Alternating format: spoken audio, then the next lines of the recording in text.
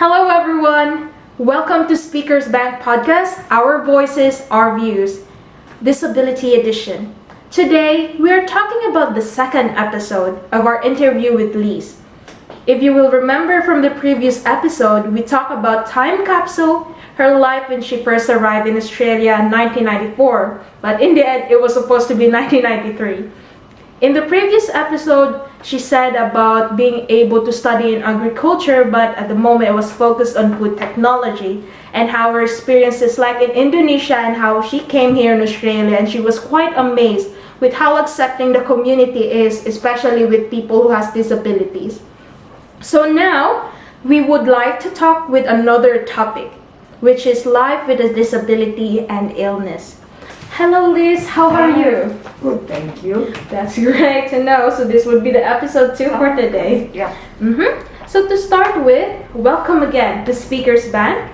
First of all, I would like to thank you for giving us the chance to interview you and to thank you for granting us this opportunity again and to discuss about your life with a disability and an illness. Before we proceed, can you tell us something about yourself that you want to share with our listeners and our viewers, especially to the new ones who are participating, who are watching at the moment? Hi, my name is Mrs Pangestu. I'm from Indonesia, Jakarta. Yeah. And I came here in 1993. Yeah. I came here with my husband. My husband named Pangestu. My son Garis Pangestu. Yeah, that's it.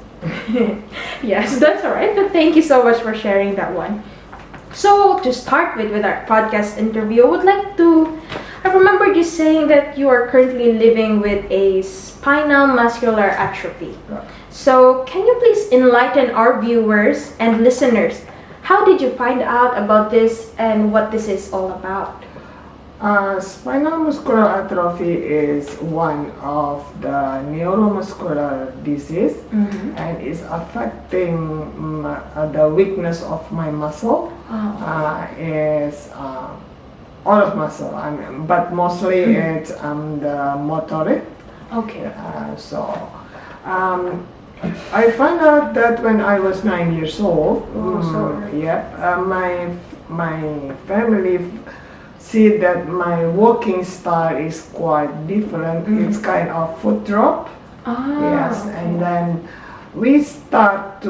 my mom start to try to make it right, go to everywhere about the doctor, everything. And then when I was 17 years old, so quite a while after that, we know that for the first time, the doctor diagnosed is not spinal muscular atrophy, but I forgot. That's Duchenne muscular dystrophy, not spinal muscular atrophy. Yeah, when I was, I think, 30 years old, the doctor found out that not that muscular dystrophy, but spinal muscular atrophy. It's actually it's the same. I mean the symptom, everything is the same, and then it's just progressively. So and about 10 years ago, I start wheelchair bound. Okay. Before still walking around, but the weakness is bit by bit. Oh, especially at the knees areas or so? Just the motoric, so the knees, the arm, the neck, so okay. So the things that we usually moves in it. Okay.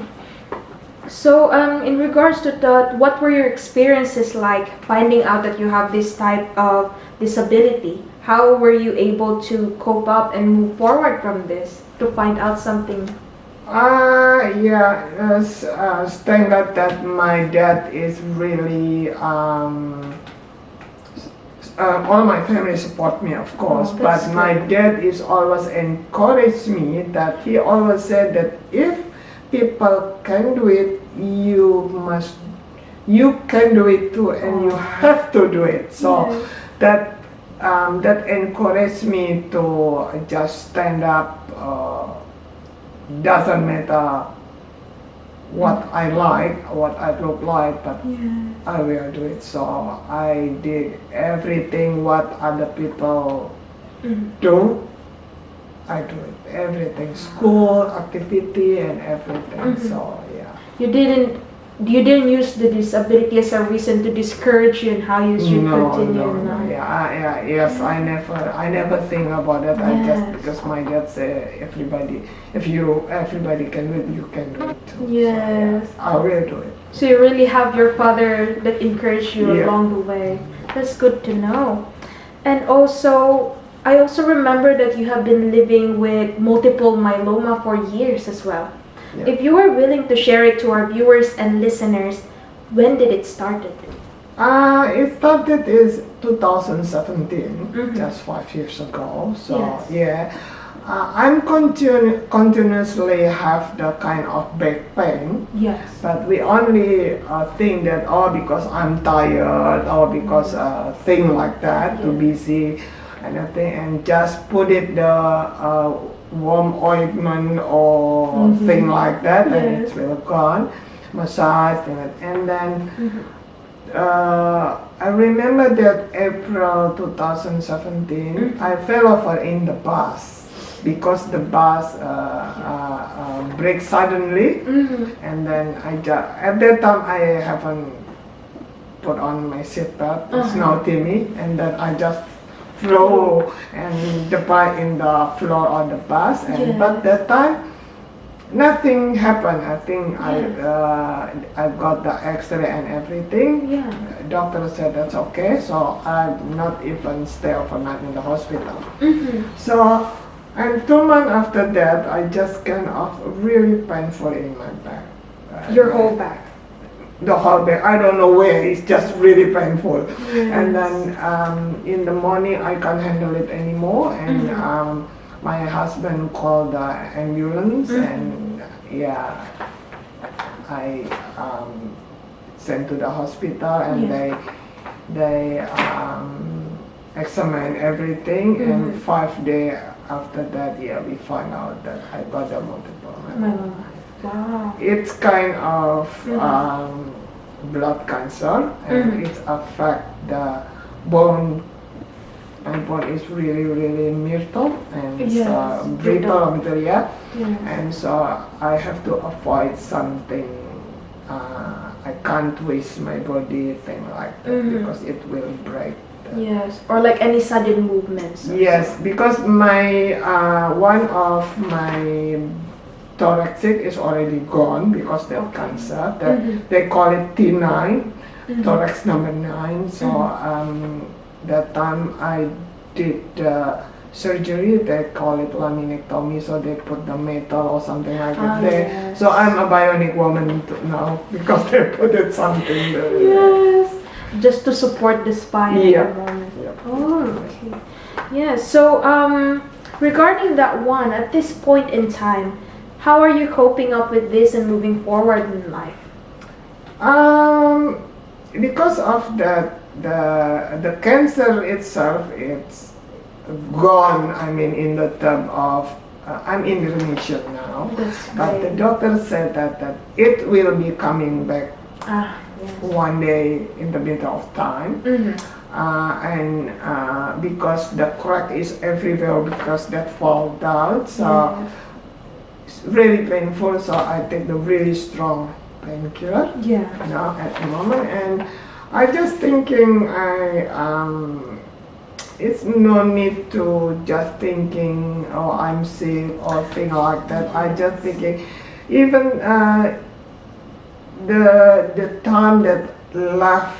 I have the time left, I have to enjoy it, and I have to be happy. I want to see everything. So after the cancer, I still traveling to Europe, to India, to everything. So just enjoy the life. Wow, really such strong mindset that you have there. Might be the influence of your father. Yes.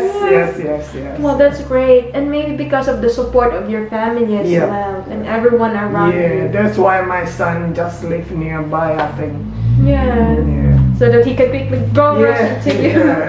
I was like, "Mother, how are you?" Yeah, just like. Yes, that's great to know.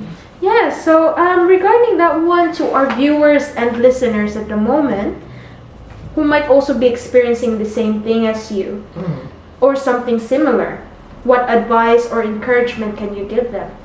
Yeah, I just can say that everybody got their own problem, and then just don't feel I'm so pitiful for yourself. I think just be happy, because happiness is in from your heart. So no matter our condition, no matter what happened, so just be grateful and be happy. So. It is. And to always realize that there's already someone around you that's looking after you. Yeah. Thank you so much for your wonderful phrase to say here, that happiness comes from our heart. Yep.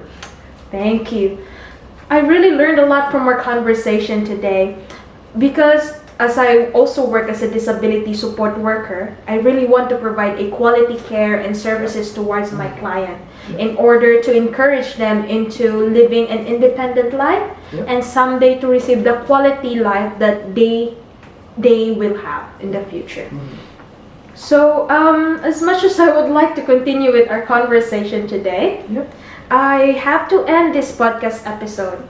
Again, on behalf of Speakers Bank, I would like to thank you for participating in this interview with ours. And I would like to thank everyone who are watching us at the moment, to our listeners and our viewers. Thank you so much for participating with us today. And I hope you have learned something from Liz, especially with how much we should have the capability and the mental strength to enable to move forward in life.